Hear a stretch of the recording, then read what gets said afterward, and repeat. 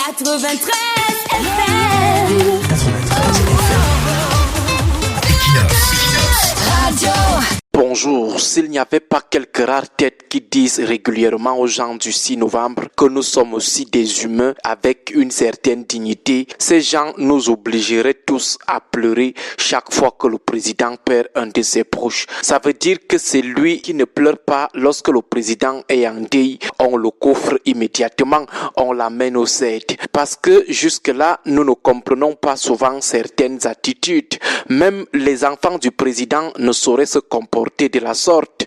Même des gens très éloignés qui n'ont même jamais eu l'occasion de voir le président de leurs propres yeux, il faut voir comment ils font. Ils font comme si le président était seulement leur papa, eux. Pourtant, ils ne sont rien dans le cercle affectif du président. Ils font leur gesticulation ici en bas. Le président n'est même pas au courant d'eux. Et s'il est même au courant, il ne les gère pas. Mais chez nous, les en bas ici, ils font comme s'ils ont seulement dormi dans le même appartement que le président hier nuit. Ils agissent comme s'ils sortaient comme ça directement de son bureau avec une mallette bourrée d'affection et de hautes instructions. Pourtant, ils n'ont jamais franchi les 5,50 m du président. On les appelle tout simplement des zélés, des prétentieux qui sont ici en bas et qui veulent aussi menacer, brimer les gens d'en bas sous le fallacieux prétexte qu'ils ont un amour fou pour le président.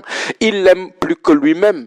Des gens qui gâtent davantage le nom du patron du 6 novembre qui est déjà très gâté auprès d'une bonne opinion camerounaise. Paul Biya a déjà demandé à quel sous-préfet, préfet ou gouverneur d'obliger les partis d'opposition à défiler avec sa photo. Lui qui est par ailleurs président d'un parti politique dont adversaire de l'opposition. Peut-être il leur dit souvent ça à minuit, mais nous on reste sceptiques. Paul Biya n'a jamais demandé à quelqu'un d'obliger les opposants à défiler avec ses photos, sauf si on croyait avoir déjà tout vu alors qu'on n'avait pas encore tout vu. D'où vient même souvent à certains administrateurs civils ce type d'inspiration. Eux, ils ne regardent pas aussi souvent la télé pour voir que les républiques ne font pas ce genre de choses, encore plus des républiques démocratiques. Ils ont vu qui faire ça là-bas, obliger les opposants à faire une parade avec la photo de leur adversaire sur la tête.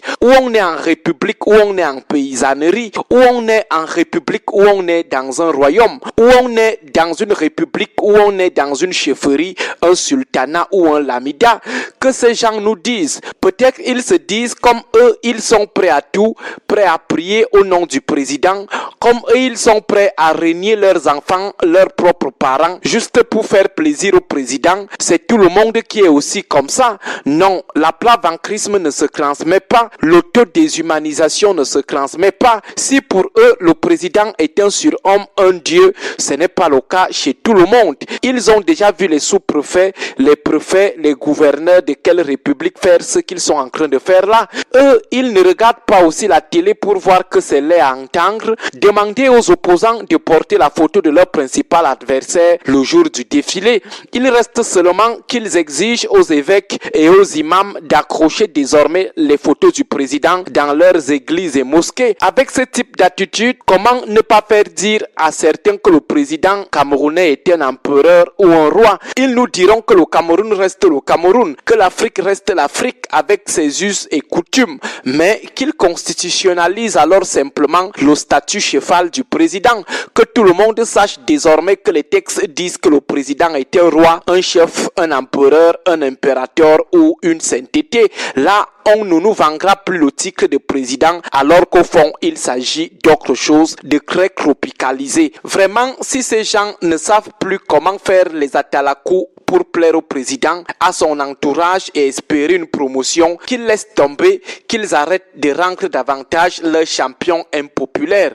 Le président n'a jamais mandaté quelqu'un et obligé les opposants à porter sa photo. Et quand on va dire à plusieurs administrateurs au Cameroun qu'ils sont plus RDPcistes que le président lui-même, on va crier à l'extrapolation. Les gens pensent que pour être maintenu au poste alors qu'on a déjà atteint gravement l'âge de départ à la retraite, il faut venir ridiculiser ridiculiser les opposants.